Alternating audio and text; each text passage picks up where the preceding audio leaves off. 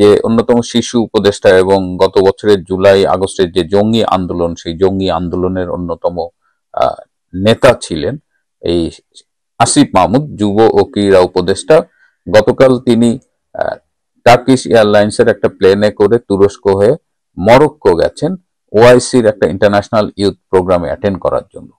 সেই মরক্কো যাওয়ার পথে এয়ারপোর্টেই এই তুলকালাম কাণ্ডটি ঘটেছে, যে তিনি যখন ফাইনাল স্ক্রিনিং করে প্লেনে উঠতে যাবেন তার আগে দেখা গেছে যে তার ব্যাগের মধ্যে একটা গুলি ভর্তি ম্যাগাজিন পাওয়া গেছে।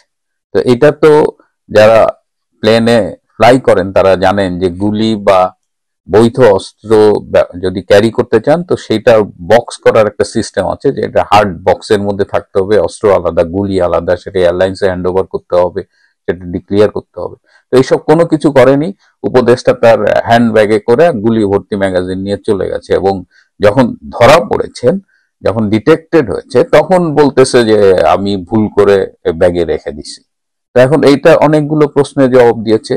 সবচেয়ে ভালো কথা হলো, যদি ঢাকা এয়ারপোর্ট পার হয়ে এটা তুরস্কে ধরা পড়তো তাহলে না জানি কি হতো। তুরস্ক তো নিশ্চয়ই তাকে এটা নিয়ে সহজে ছাড়তো না, হয়তো তাকে অ্যারেস্টও করতো। যাই হোক, এখন যে প্রশ্নগুলো দেখা দিয়েছে সেটা হলো যে প্রথমে যে এই উপদেষ্টার যে বয়স 26 বা 27, সে কি আসলে একটা অস্ত্রের বৈধ লাইসেন্স পেতে পারে কিনা। কারণ অস্ত্রের বৈধ লাইসেন্স পেতে হলে বাংলাদেশের আইন অনুযায়ী 30 থেকে 70 বছর বয়সী হতে হবে, এবং তাকে যদি রিভলভার, পিস্তল বা এই ধরনের একটু বড় আর্মস নিতে চায় তাহলে তাকে অ্যাটলিস্ট আগের 3 বছরে প্রতি বছর 3 লাখ টাকা করে কর দিতে হবে। আর যদি শটগানের মতো ছোট অস্ত্র নেয় তাহলে প্রতি বছর 1 লাখ টাকা করে আগের 3 বছর তাকে কর দিতে হবে। তো বয়সেও এই শিশু উপদেশটা কভার করছে না।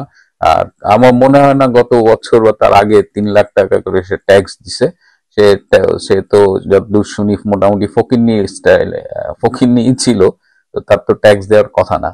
তো তারপরেও অনেকে বলছেন যে স্বরাষ্ট্র মন্ত্রণালয় চাইলেও, যেহেতু সে উপদেষ্টা, বিশেষ বিবেচনায় তাকে একটা লাইসেন্স দিতেই পারে। এখন প্রশ্ন উঠেছে যে এটা কিসের গুলি ছিল।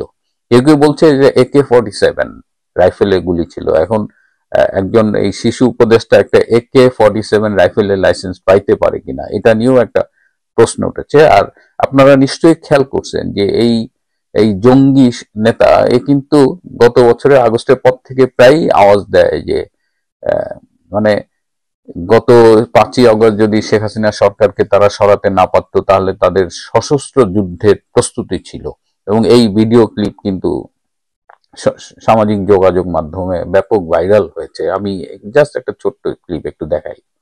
আমাদের তো এমনকি সশস্ত্র অভ্যুত্থানের প্রস্তুতিও ছিল। 5 তারিখ যদি আমরা সফল না হতাম হয়তো আমরা অস্ত্র তুলে নেওয়ার ঘোষণা দিতাম, এবং নাইট বাই ভিডিও বার তো রেডি রেখেছিল, আমিও কি ঘোষণা দিব সেটাও রেডি ছিল।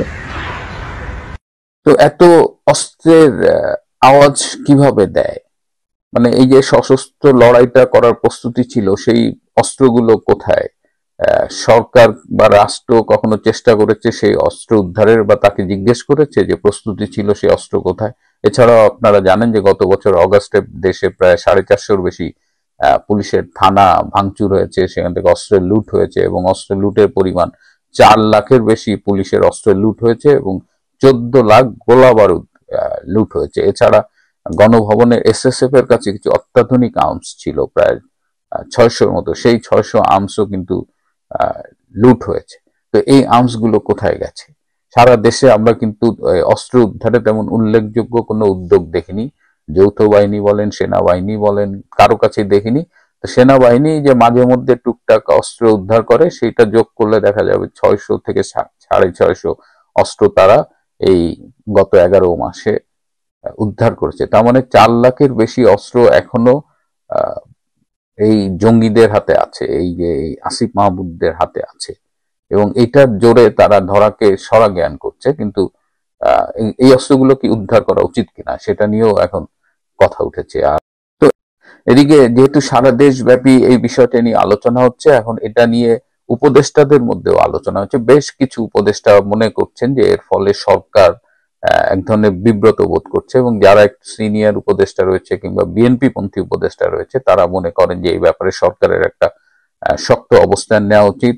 আসিফ মাহমুদ ফিরে আসলে তাকে আইনের আওতায় প্রয়োজনে গ্রেপ্তার করা উচিত এবং তার লাইসেন্স দেওয়া উচিত কিনা তিনি একটা ফেসবুকে ব্যাখ্যা দিয়েছেন যে যারা এই গত বছর জুলাই আগস্টে জঙ্গি আন্দোলন করেছেন তাদের জীবন নাকি হুমকির মুখে। অথচ উপদেষ্টা হিসেবে তিনি কিন্তু প্রোটোকল পান, তার সিকিউরিটি রাষ্ট্র নিশ্চিত করেছে, রাষ্ট্র তাকে সিকিউরিটি দিয়েছে। তো একজন উপদেষ্টা রাষ্ট্রের সিকিউরিটি পাওয়ার পরেও নিজে তিনি অস্ত্র ক্যারি করেন, এবং এটা তো এই প্রথম না, এর আগে ডোমেস্টিক এয়ারলাইন্সেও তিনি এরকম অস্ত্র সহ একবার ধরা পড়েছিলেন, কিন্তু উপদেষ্টা বলে তিনি পার পেয়ে গেছেন। এবং এবারও যখন তার গুলির ম্যাগাজিনটা পাওয়া গেল, তিনি কিন্তু তার ব্যক্তিগত কর্মকর্তাদের ডেকে এটা হ্যান্ড ওভার করে দিলেন। এটা পারা যায় না, এইভাবে যে কেউ অস্ত্র গুলি এভাবে ক্যারি করতে পারে না, কিন্তু আইনের তোয়াক্কা সে করে না। এবং সাধারণ মানুষজনও কিন্তু চাইছে যে আসিফ মাহমুদকে গ্রেপ্তার করে তাকে আইনের আওতায় এনে তার এই যে অবৈধ ভাবে অস্ত্র ক্যারি করা, এটার ব্যবস্থা নেওয়া উচিত। তো এটা নিয়ে এখন দেখা যাক। ডক্টর ইনুসকে অন্তত একজন উপদেষ্টা বলেছে যে তাকে গ্রেপ্তার করা উচিত, কিন্তু ডক্টর ইনুস এই ব্যাপারে এখনো তেমন কোনো আগ্রহ দেখাননি, কারণ তিনি মনে করেন যে এইসব শিশু উপদেষ্টারা তার তার নিয়োগদাতা। এবং এই আসিফ মাহমুদ কিন্তু খুবই বিতর্কিত। গত 11 মাসে তার পিএস 311 কোটি টাকার চেয়ে বেশি নাকি লুটপাট করেছে। এবং তার বাবাকে নিয়েও অনেক সমালোচনা আছে। তার বাবা প্রচুর তদবির, বাণিজ্য, এসব কমিশনের এসব ব্যবসা করে বেড়াচ্ছে। তিনি এই ঠিকাদারি লাইসেন্সও করেছিলেন ব্যবসা করার জন্য, কিন্তু পরে তোপের মুখে, পাবলিকের তোপের মুখে সেটা সে ক্যান্সেল করেছে। তো এই উপদেষ্টাদের এরাই বাংলাদেশ চালাচ্ছে, এবং এদের হাতে পড়ে বাংলাদেশ যে কিভাবে অধপতিত হচ্ছে তার আরেকটি প্রমাণ আমরা পেলাম গতকাল। উপদেষ্টা পরিষদ বাংলাদেশে জাতিসংঘের মানবাধিকার কমিশন এর অফিস খোলার অনুমতি দিয়েছেন। আমরা যদি ভুলে না যাই, আমি এর আগেও আরো 2টি পর্বে এই জাতিসংঘের বাংলাদেশে অফিস খোলার উদ্যোগ নিয়ে কথা বলেছি, এবং তখনও বিরোধিতা করেছিলাম। সাধারণত দারিদ্র পীড়িত অঞ্চল, যুদ্ধ পীড়িত অঞ্চল, যেখানে মানবাধিকারের অবস্থা খুবই মাজুল, সেই সব দেশে জাতিসংঘের এই অফিসগুলো খোলা। এরকম সম্ভবত 18টা দেশ আছে, এই যে প্যালেস্টাইন, সিরিয়া, তারপরে বার্কিনো ফাসো, চাদ, কম্বোডিয়া, এইসব দেশ যাদের কথা আপনারা শুনেছেন, এইসব দেশে জাতিসংঘের মানবাধিকার কমিশনের অফিস আছে। তো বাংলাদেশকে সে স্ট্যাটাসে নামিয়ে নেওয়া হলো। ওই যে বাংলাদেশ এখন আইন শৃঙ্খলাতে ললেসনেস চলতেছে, মানবাধিকার নাই, গণমাধ্যমের স্বাধীনতা নাই, এগুলো কিন্তু সব পরিকল্পিতভাবে বাংলাদেশকে একদম ধ্বংস করে ফেলা হচ্ছে। কথায় কথায় মব লিঞ্চিং করা হচ্ছে, মব ভায়োলেন্স করা হচ্ছে, এইসব করে একটা পরিস্থিতি তৈরি করা হচ্ছে যে বাংলাদেশে মানবাধিকার পরিস্থিতি খুব খারাপ। তো এখানে জাতিসংঘ আসো, দোকান খুলো। এর আগে যখন শ্রীলঙ্কায় প্রায় 10 বছর সেখানে তামিলদের সাথে একটা সংঘর্ষ হয়েছে সরকারের, তখন কিন্তু এই জাতিসংঘ চেয়েছিল একটা মানবাধিকার কমিশন অফিস খুলতে, শ্রীলঙ্কা সরকার রাজি হয়নি।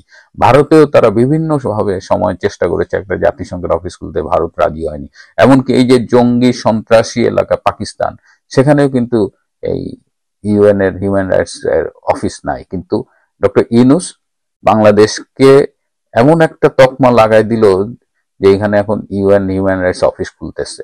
আমরা বাংলাদেশ যেখানে 2041 সালে উন্নত বিশ্বের দেশ হওয়ার স্বপ্ন দেখেছিল, 2021 সালে যেখানে সে মধ্যম আয়ের দেশের মধ্যে ঢুকে গেছে, এবং 2026 সাল থেকে তার মধ্যম আয়ের দেশ হিসেবে ফাংশন করার কথা, সেখানে বাংলাদেশকে আরো বেশি দরিদ্র, আরো বেশি মানবাধিকার ও আইন শৃঙ্খলার প্রশ্নে আরো দুর্বল দেশ করে দেওয়ার জন্য ডক্টর ইউনূসের যে পরিকল্পনা, সেই পরিকল্পনা বাস্তবায়নে তিনি এগিয়ে যাচ্ছে। এবং আমি খুবই অবাক হচ্ছি যে এই বিষয়গুলো নিয়ে আমাদের রাজনৈতিক দল যারা রয়েছে, বিএনপি বলেন, কমিউনিস্টদের বলেন, জামাতে ইসলাম বলেন, কারো কোনো মাথা ব্যথা নাই। কেউ যেন দেশটার কথা ভাবছে না, সবাই যার যার স্বার্থ নিয়ে ভাবছে। বিএনপি তো সারা দেশে লুটপাট, চাঁদাবাজি, ধর্ষণের উৎসব শুরু করেছে, জামাতও শুরু করেছে বাংলাদেশকে পাকিস্তানিকরণ, মুক্তিযুদ্ধের সবকিছু ভাঙচুর করা, ব্যাংক দখল করা, এগুলো নিয়ে ব্যস্ত। এদিকে বাংলাদেশ দেশটার যে একদম পাইন মারা যাচ্ছে, তা নিয়ে কারো কোনো মাথা ব্যথা নেই। আমরাই শুধু চিৎকার করি দূর থেকে। কিন্তু এইভাবে কতদিন কিভাবে চলবে, এভাবে চলতে দেওয়া যাবে কিনা, এর পাল্টা কিছু হবে কিনা, সেগুলোই দেখার বিষয়। প্রিয় বন্ধুরা, আজ এ পর্যন্তই। ভালো থাকবেন, সুস্থ থাকবেন। তার চেয়েও জরুরি হলো নিরাপদে থাকবেন। সবাই